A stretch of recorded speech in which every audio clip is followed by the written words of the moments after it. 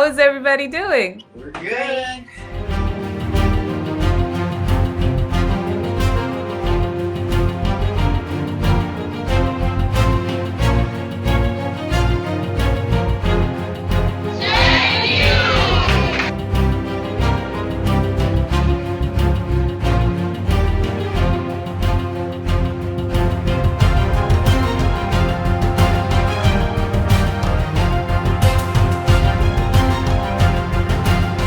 We appreciate you. Thank you so much for being here with us. For those who are just joining this particular breakout session, we kind of had a warm up. We all stretched and moved, and we realized we're feeling maybe just a little tired. And I shared that I'm the mother of 7. My oldest is 36, and my youngest had her 19th birthday yesterday. And I have 6 grandchildren. My oldest is 12. And, oh, you don't have to stand up again.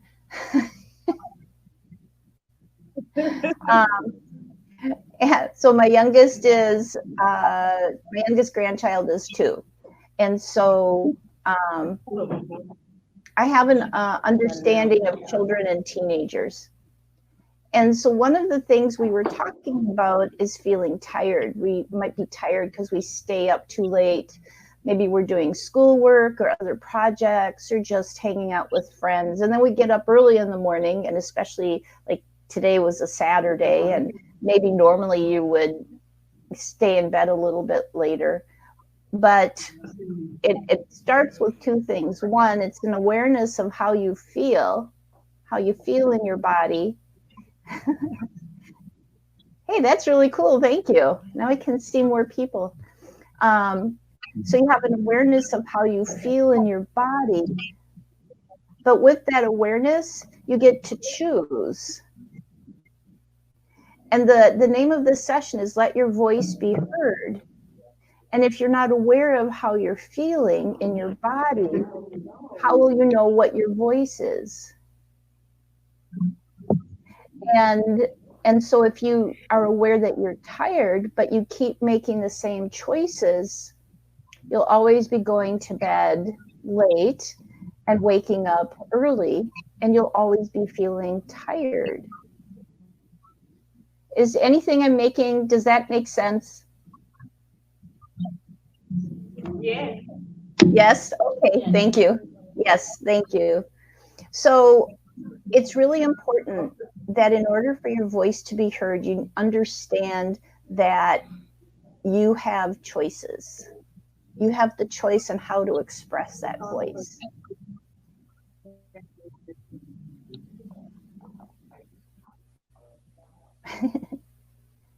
So I'm distracted. Say everything.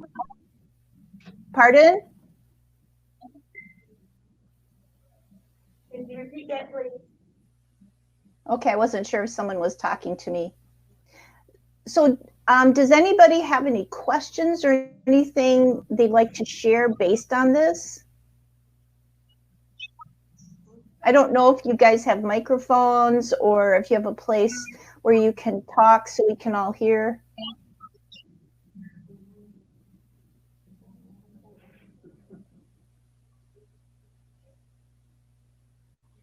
And I realize there's probably like, I don't know, I know there's a lag time, but I'm not sure the time of the lag time.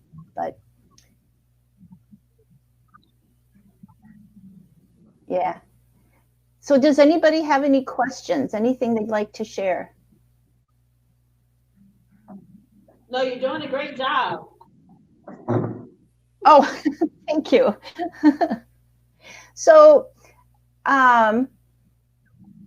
So if you could let your voice be heard right now, what would you want to say? This is your chance. Where does everybody think their voice comes from? If you could put your hand or hands on your body and say, well, this is where my voice is, where would you put it? Where would you put your hands? Like here on your throat. All right. What if I told you your voice actually can come from other parts of your body? You might have wind that goes through your throat and then out your mouth and gives voice or words or explanations, but that's not always right where your voice is. Where else would your voice be coming from?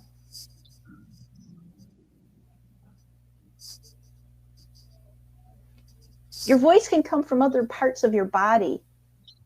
You know how sometimes we're like, oh, I got a sick feeling in my gut. You know, I'm worried in my heart. That's also part of your voice. Those are feelings and emotions. And that's why I was saying it's really important we're aware of our body and the feelings that are coming from there. One of my certifications is as a nutritional endocrinology practitioner. That's actually where and how I met Michelle through.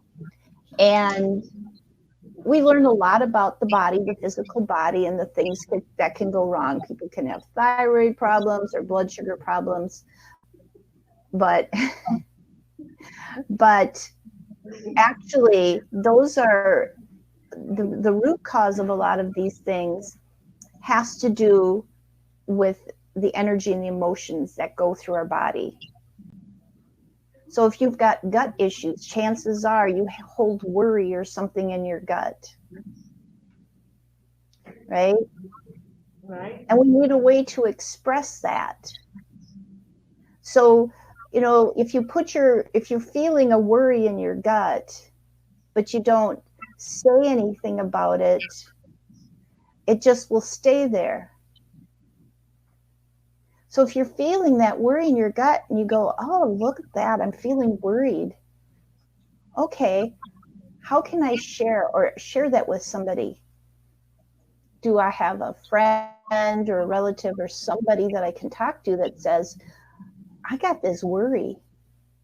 That's how we share. That's where the words come up from that emotion and out our mouth, and we get to say, I have this worry. And that's why it's really important that you recognize you have a way to express yourself. Your voice can also come through writing. Maybe you don't like speaking as much to people, but you're really okay with writing. That's another way your voice can be heard. Right? We know of, honestly, one of my favorite speakers is Maya Angelou. She speaks well, but her writing touches my heart. And so we all have different ways. Some people, they express their voice through dance, or maybe through acting, or maybe through painting, or any other ways. You have many ways to share your voice. Singing, not one of my top ways to share my voice.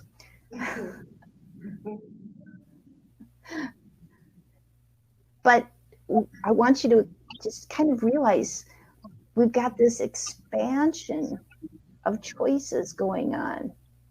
You always have a choice.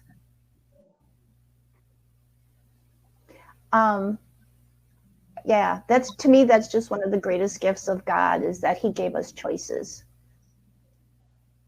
He didn't plop us down here and say, okay, this is what you got to do. He might have given us a rule book, but you still get to choose.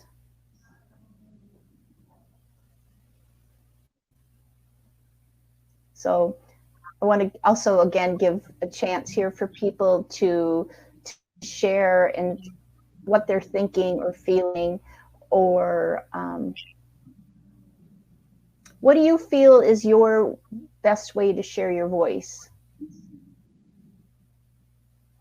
Mine is through writing. Okay.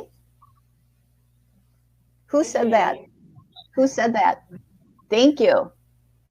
Do you write books? Do you write blogs or Facebook posts? I write books. Wonderful. Are your books available that we can get so we can look at your wonderful voice? Yes, they are. All right. Excellent. So you can share that with all of us. Yes, it's at www.valerielwilliams.org on Facebook, and some of them are on Amazon under Valerie Williams. Oops. ValerieLWilliams.com? .org. .org. Okay, cool. I think I did that right. Or put it in the chat so other people, when they're watching the recording, can see that. Wonderful. Thank you. Anybody else? Anybody else have ways that they would that they like to express their voice? How many of you sing? Okay, I'll tell you something. If you ask a child if they sing, they look at you crazy and go like, well, of course I sing. We all can sing. We all may not be signing a recording deal or going on American Idol or something, but we all can sing. We all, you know. And the reason I say that is because sometimes when we're feeling something, we just want to have it come out some way. And when you're in the car, I know when I'm in the car and I'm by myself and I'm turning up my favorite tune, oh yeah, baby, I'm just letting it go. It's a good thing I'm by myself. But it feels so good. It feels so good. And even if it's a sad song, it helps me to emote that, to share that, to hear my own voice. Because that's an important piece of letting your voice be heard, is hearing your own voice and believing your own voice. So when you write your books, do you believe the things that you write in your books? Yes. Yeah. I think sometimes that you have to be a voice for other people. I work with domestic violence victims a lot, and sometimes you become their voice. So a lot of my books are afraid to say. I so agree. I've been an advocate for women of domestic abuse. I've been their advocate in court, as well as having to go and pick them up and bring them to a safe place. And that is so important. I'm so happy you shared that, because there are people who don't feel safe in sharing their voice. My dog just wanted to come in and share his voice.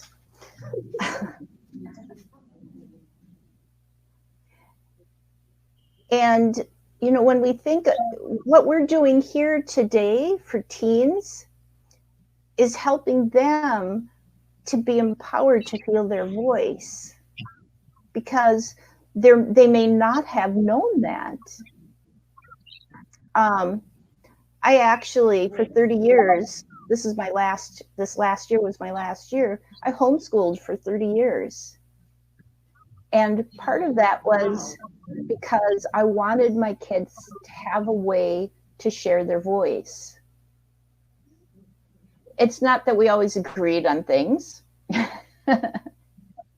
And sometimes they would attend classes at the local school because that's what they wanted, and that's what their voice shared. But they were always heard.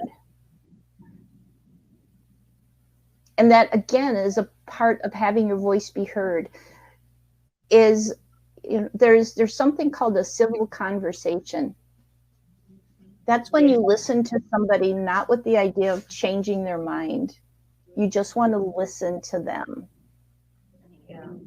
Yeah. You know, and that's important, that we listen to our teens, to our youth, and say, I hear you.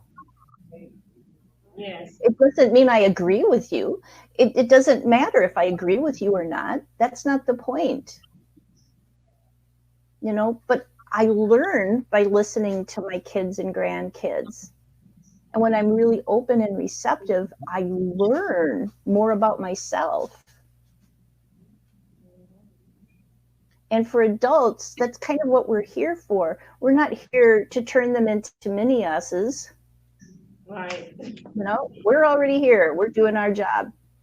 We're helping them to be them so that they can do their job to be who they are. That's true. Yeah, exactly. So I want to hear more from people. I want to hear what you're thinking and how this lands with you. What are your experiences? Whether you're currently a teen or you were a teen, or you're a parent or a grandparent of a teen, or you're an aunt or an uncle of a teen, or, what do you see? Well, I work with teens also, and a lot of times you hear that they will tell you, I have nobody that listens, or I can't talk to my parents because they don't listen. So a lot of what you're saying is so true about us being actively listening to them, not to judge, but just to listen and to hear their heart.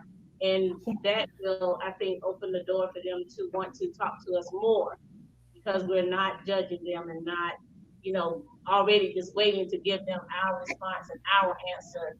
And so that I see that a lot, so that's where, parents have to, and adults have to say, okay, this is a learning curve for me. This is something I need to work on. Yep, exactly. And then reflect back. So they share with you and you say, oh, okay, I hear you say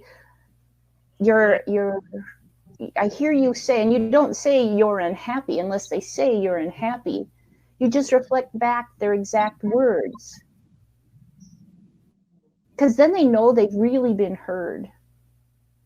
Sometimes when I'm talking to my kids or my grandkids, I'll be like, wow, your voice got really loud. Or I saw your mouth turn down, or your shoulders went up, or your hands came in fists, or you got a smile. Or, I don't try to assign what I think they're feeling. I want them to share with me in their own words what they're feeling. But when I share back with them what I see, they know they've been heard and seen. And they have a chance to say, oh, really, I did that? Or that's not what I meant. I really meant to say. And so that's really a part of that conversation, a true conversation. It works too with husbands and and parents and siblings. Because we're usually so busy. Oh, I got to get all this stuff done. And so you actually sometimes don't even look at people when you talk to them because you're busy, or you're busy on a phone, or, and they might be behind you and you're not even looking at them. You're just talking back to them, literally.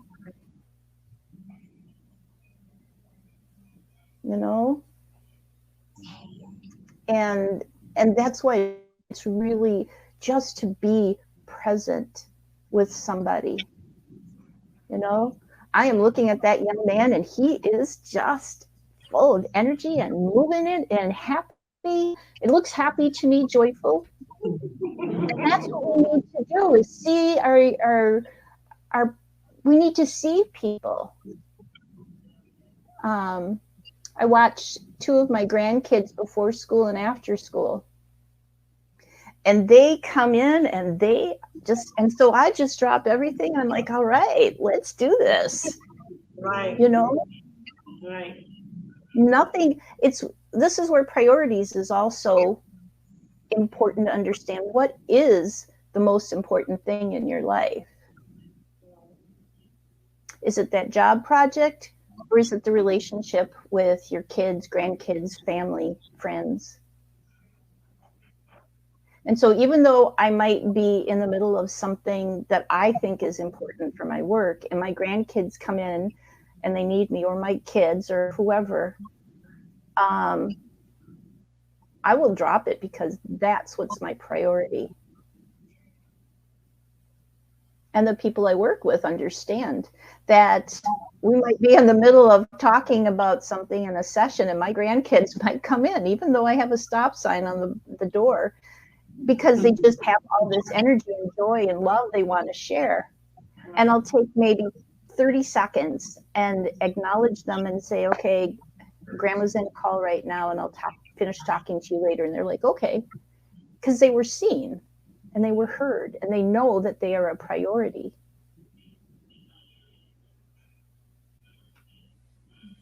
And then usually they say something that I can turn around and use that to work with the people that I'm working with. Because they know that I will acknowledge them and be present with them, just like I did that with my grandson or my granddaughter. And that's why I began all of this session with, we sit so much. And it's really important to just stretch and feel your body, feel your body. Because how can you know what you're feeling if you can't even feel your body? That's why all the little movement sessions that are happening here are so important. Because otherwise, your spirit that moves through you just kind of settles someplace. And we were given a whole complete body with which to learn our lessons here. And so waking your fingers up and your toes up and your ears up and, and your belly, of which I have plenty of here. I might just put my hands on my belly and shake it around and go, okay, I feel it there.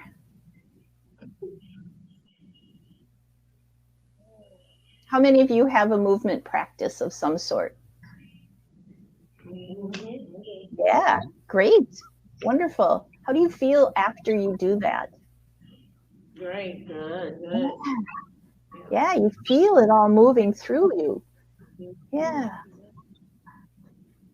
What do you want to say or let your voice say after you've done a movement session?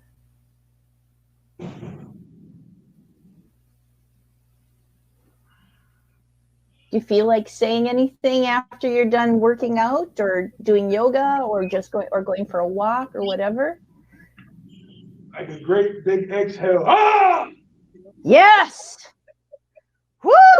I did that. Yeah, thank you. I heard that.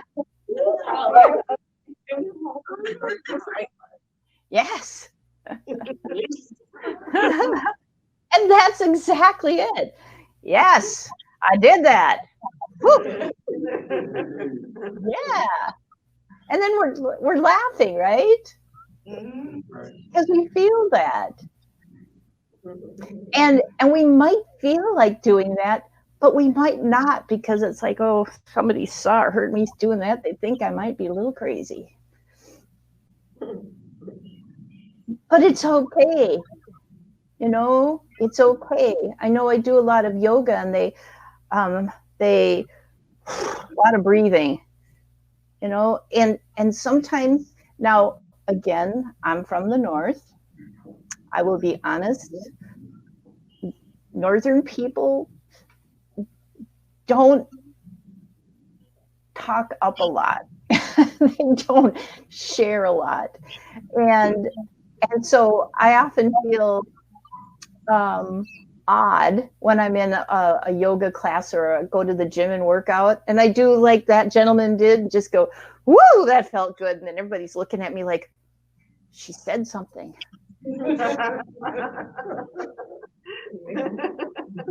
You know, that's a teaching moment. Oh, come on. You know you want to do that. You know you want to be on that treadmill going, I hate this. I am sweating all over the place, but I'm going to keep doing it. It's okay. It's just sharing your voice because you're feeling something in your body. It's okay. It's just how you're feeling in that moment. And you're hearing your voice and you're knowing you're alive. You feel the spirit moving in you, and it moves you to say, yeah, I am moving. I am feeling this. And I'm sharing it. And it's okay.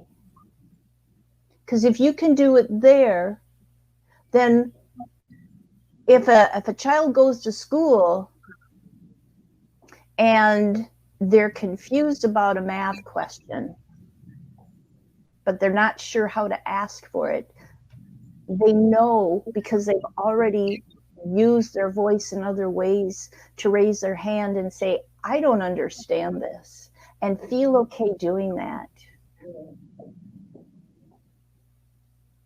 If they're in any class, or if they're with their friends and their friends are talking about things and they're like, I'm not comfortable with that, because they've used their voice in other ways, they are more comfortable using their voice to say, you know what, I am not comfortable with this conversation.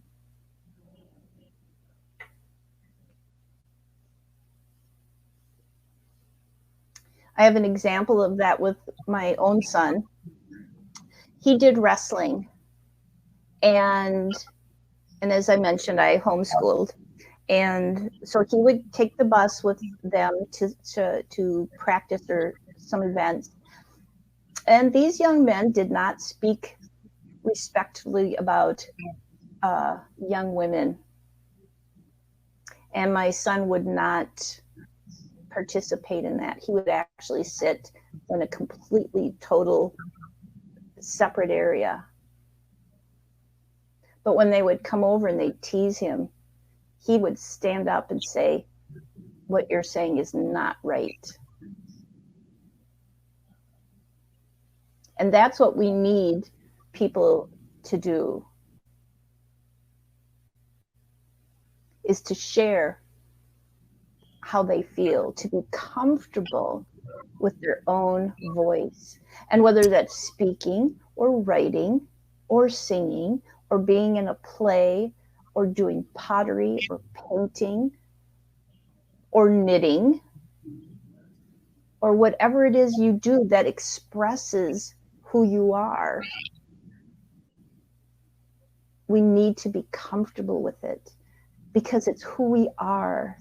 We are this amazing, magnificent, we are children of God. And our voice is actually his voice. And so when we speak, it's his voice too. We need to be comfortable with that. In whatever capacity or spiritual belief you have, you need to be comfortable with your own voice and your own person, your own spirit.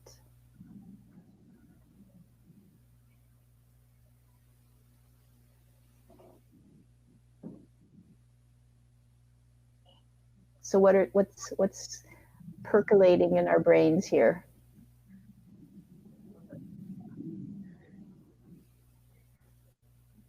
I believe that's true. Like I said, I work with teens, and I think a lot of teen dating abuse comes from that because they haven't learned how to use their voice, and so they get into healthy relationships, unhealthy relationships, and they're not able to say, no, I don't like that, or this is the boundary, that I have. So it's very important. What you're saying is very important for them to find their voice and also know what their truth is. So this is all true what you're saying. Yeah. And it's true what you're saying. You know, what you're saying is true too. And so you have a great platform in which to allow them to practice using their voice and actually really using their voice. All of us, whether we're grandparents or aunts or uncles or parents or whatever, you know, if we work with teens, we have this platform. We have this platform in our interactions. And even if it's not an official platform, even if you're at the grocery store and you see somebody and you're like, you just want to go over and start a conversation, you know, with a teenager. Maybe it's the person checking you out at the cash register, or the person bagging your groceries, or wherever. Talk to them. Ask to hear their voice. Let them know that they're important. They're not just the person running your groceries through the cash register. They are important. What they're doing is helpful. And it's important we let them know that. So that's a great way for your voice to be heard.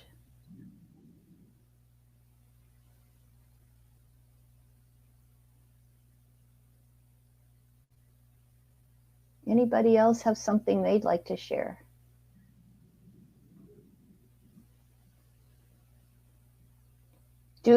How many in this room, and I can't see everybody, but how many in this room are a teenager?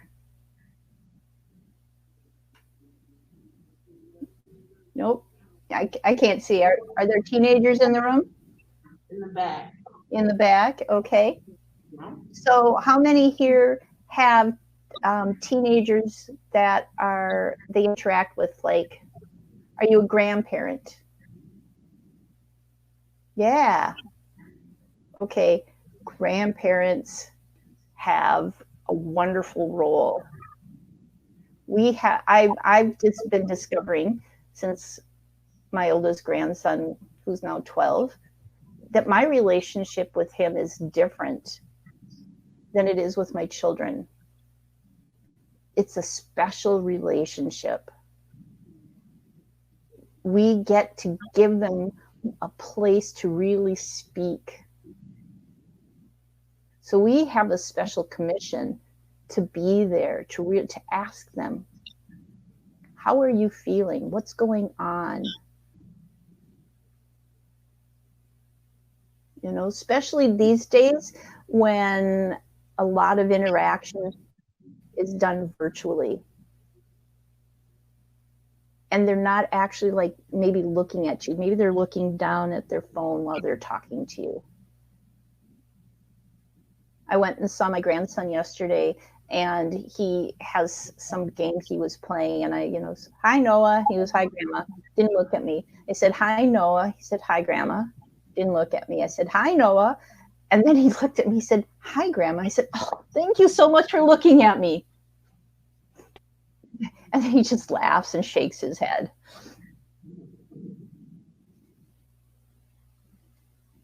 So we have a special commission to help the youth that we interact with to be present, to maybe get out of their head and into their bodies.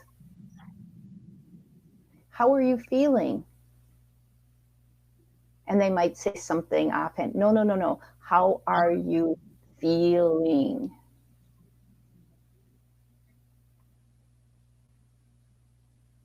No. It's really important. It's really important. Does anybody have questions, thoughts? Because I do want to hear your voice. I think that how are you feeling piece is important, not just for our children, but for adults as well, right? So I use that at work all the time. My team checking in and saying, you know, how are you feeling? What's going on? Like, I don't want to hear about your accounts. I don't want to hear about, you know, what's going on here at work. I want to understand how you are truly feeling, especially with kids, because people, I mean, they've been at home, right? They've been working from home, and they don't necessarily have that voice. Yes. Oh, wonderful. Well done. Keep up the wonderful work there. And I bet the results are amazing. It kind of stops people. They're like, oh, you really want to know? You know, because how many of us say, how are you today? Oh, I'm fine. Really? Here's your opportunity. You get to share a little more.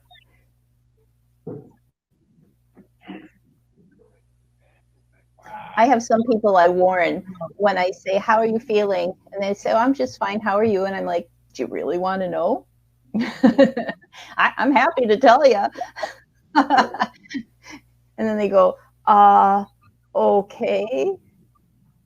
But we teach them. It's a learning opportunity for them.